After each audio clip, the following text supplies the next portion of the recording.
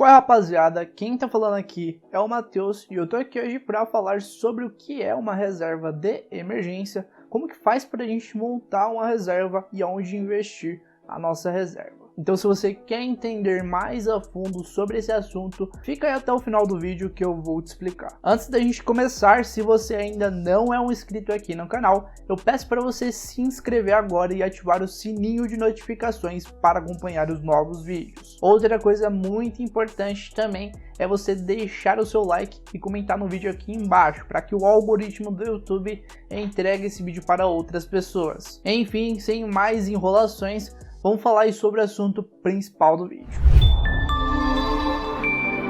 E Matheus, o que é uma reserva de emergência? Reserva de emergência, como o próprio nome já diz, é um dinheiro reservado para alguma emergência, que são diversas situações que passamos na nossa vida, mas infelizmente não podemos prever. Eu vou dar um exemplo bem básico aí para você de uma emergência. Vamos supor que você tem um carro e vai trabalhar diariamente com ele. Então, num certo dia, o seu carro quebra, porém você não tem dinheiro para consertar. Se num cenário que se você tivesse uma reserva de emergência guardada, você poderia arrumar o carro sem problemas, você não teria tanta dor de cabeça assim. Resumindo, reserva de emergência é isso, é um dinheiro que você precisa usar nas suas emergências do seu dia a dia. E como que a gente monta uma reserva de emergência, Matheus? Basicamente, você vai pegar o valor das suas despesas mensais e você vai somar em 6 vezes. Então vamos supor que você tenha uma remuneração mensal aí em torno de R$3.000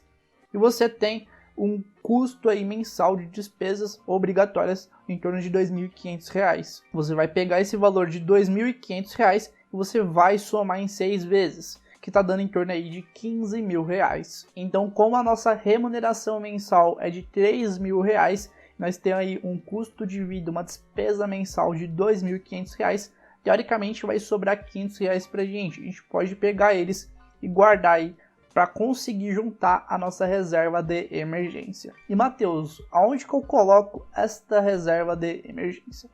Antes da gente escolher uma reserva de emergência, a gente tem 3 características muito importantes ao você colocar o seu dinheiro em uma reserva de emergência. E a primeira característica muito importante ao você escolher uma reserva de emergência é uma reserva de emergência que tem uma alta liquidez. Isso significa um tipo de investimento que você consiga tirar em qualquer momento, pois ele tem uma alta liquidez. Uma outra característica também muito importante é uma alta segurança, até porque, como é um dinheiro de reserva de emergência, ele tem que ter toda a segurança possível. E a terceira característica que eu separei aqui para vocês é baixo risco.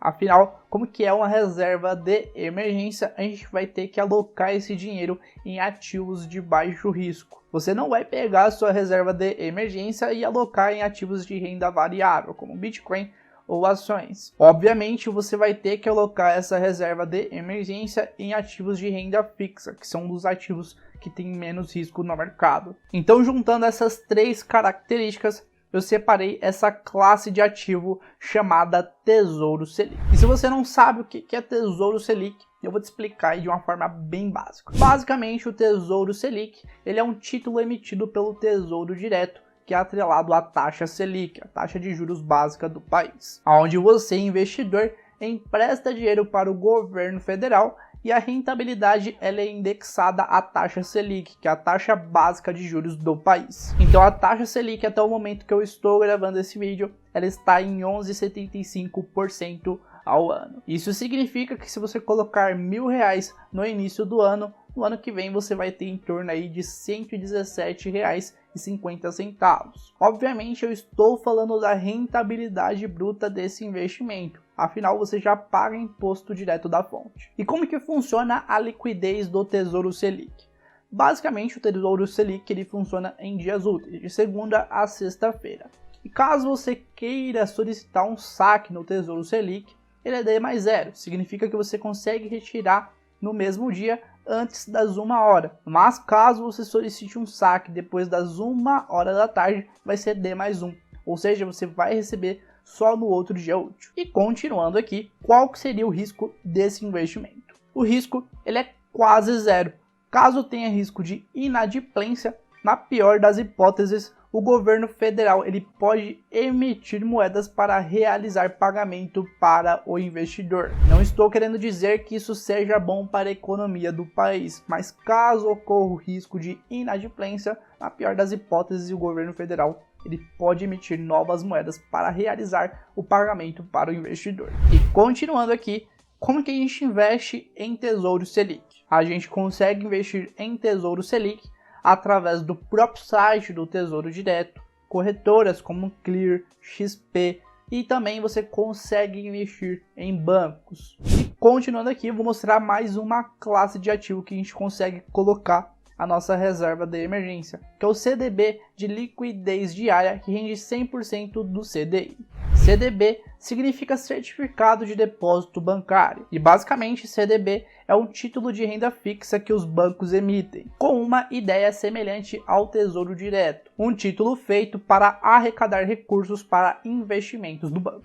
Então, como esse CDB de liquidez diária ele rende 100% do CDI, isso significa que ele tem uma rentabilidade atrelada aí à taxa Selic, a taxa de juros básica do país. Mas tem um outro detalhe bem mínimo. Como o CDB ele é atrelado à taxa Selic, ele tem uma rentabilidade 0,10% a menos que a Selic. E continuando aqui, qual que seria o risco desse investimento? O risco ele é quase zero. Em um cenário em que o banco quebrar e ter o risco de inadimplência de pagamento para o investidor, os CDBs existem o FGC, o Fundo Garantidor de Crédito, uma instituição financeira privada feita para resguardar o dinheiro do investidor em títulos de renda fixa. Isso significa que se num cenário que o banco que você investiu, o seu CDB, ele quebrar, os CDBs eles têm garantia do FGC, ou seja, você vai ser ressarcido caso ocorra inadimplência do pagamento.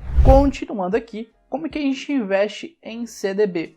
A gente consegue encontrar CDB através de bancos e principalmente no Banco Inter. Por que eu coloquei Banco Inter? Você pode encontrar facilmente CDBs aí em alguns bancos, porém no Banco Inter em específico você vai encontrar o CDB de liquidez diária. Dificilmente você vai encontrar o CDB de liquidez diária em outros bancos, é muito mais fácil você encontrar ele através do Banco Inter. Mas por que o CDB de liquidez diária e não outro CDB? Pois o CDB de liquidez diária você consegue tirar o seu dinheiro quando você quiser e o horário que você quiser. Mas caso você optar por outro CDB, talvez ele tenha um prazo e não vai ser viável para uma reserva de emergência. E continuando aqui, a terceira classe de ativo que eu separei para vocês é essa daqui, ó, bem básica. Conta corrente remunerada. E a conta corrente remunerada, ela rende em torno de 100% do CDI. Como eu disse anteriormente, o CDI ele tem uma taxa atrelada aí à taxa Selic, que é a taxa de juros básica do país. E uma outra característica muito importante ao você colocar o seu dinheiro em uma conta corrente remunerada é que ela tem que ter a garantia do FGC, tudo bem? E como que a gente investe aí em conta corrente remunerada? A gente consegue encontrar aí facilmente em bancos como Nubank, Mercado Pago, PagSeguro, PicPay e entre outros. E a maioria deles tem uma rentabilidade em 100% do CDI. E a última classe de ativo financeiro que a gente pode colocar aí a nossa reserva de emergência que eu separei aqui para vocês, é essa daqui, o Yield Farming. Se você assistiu o meu vídeo sobre a criptomoeda aí, talvez você já saiba como funciona esse sistema. Então, basicamente aqui eu vou resumir para você.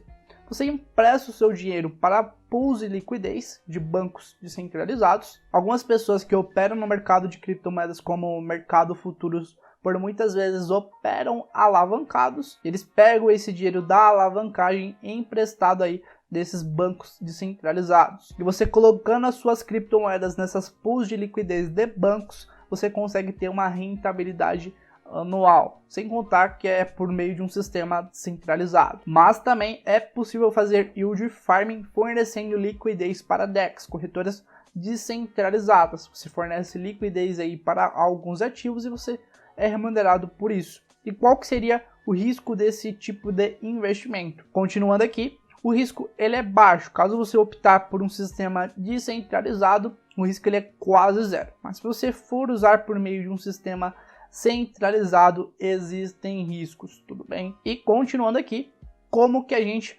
faz todo esse processo? Primeiro, você precisa adquirir stablecoins como a UST, USDC, USDT, DAI e entre outras. Então vamos continuar aqui.